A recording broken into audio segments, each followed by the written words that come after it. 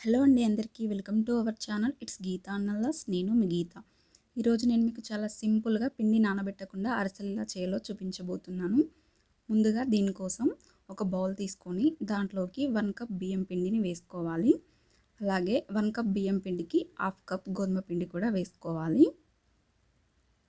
ఇప్పుడు వీటిని మిక్స్ అయ్యేలాగా బాగా కలుపుకోవాలి. ఇలా మిక్స్ చేసుకున్న తర్వాత మరొక బౌల్ తీసుకొని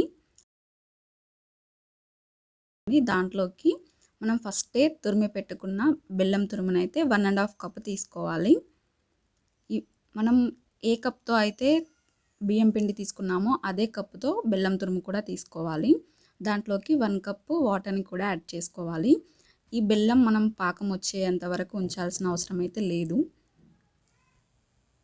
మనకు బెల్లం నార్మల్గా కరిగేంత వరకు ఉంచితే సరిపోతుంది. ఇప్పుడు మరుగుతున్న బెల్లం వాటర్లో మనం ఇలాచి పౌడర్ అయితే వేసుకోవాలి. ఇప్పుడు స్టవ్ ఆఫ్ చేసుకొని ఈ వాటర్ని మనం పిండిలోకి ట్రాన్స్ఫర్ చేసుకోవాలి. ఇలా స్ట్రెయినర్ సహాయంతో మనం బెల్లం వాటర్ని అయితే కొంచెం కొంచెంగా వేసుకుంటూ పిండి మొత్తాన్ని కలుపుకోవాలి.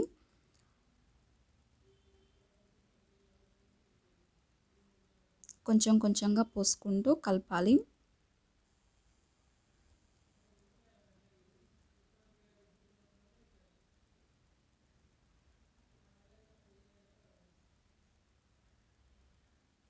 ఇలా మొత్తం కలిపిన తర్వాత దీంట్లోకి 2 టేబుల్ స్పూన్ నెయ్యిని అయితే వేసుకోవాలి. నెయ్యిని వేయడం ద్వారా మనకు అరిసెలు అనేవి ఇంకా టేస్టీగా వస్తాయి. నెయ్యిని వేసుకున్న తర్వాత మరొకసారి దీన్ని బాగా కలుపుకోవాలి. ఇలా కలుపుకున్న దాన్ని మనం ఒక 15 మినిట్స్ అయితే పక్కన పెట్టేసుకోవాలి.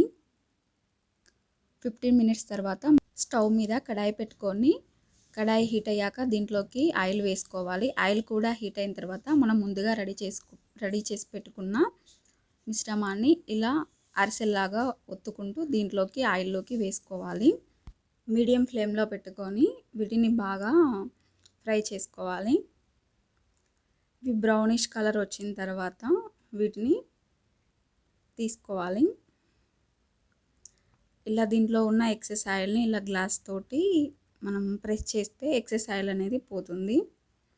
అంతే అండి, చాలా సింపుల్గా ఇన్స్టాంట్గా అరిసెలు చేసుకోవచ్చు. ఈ వీడియో మీకు నచ్చినట్లయితే లైక్ చేయండి, షేర్ చేయండి, కామెంట్ చేయండి.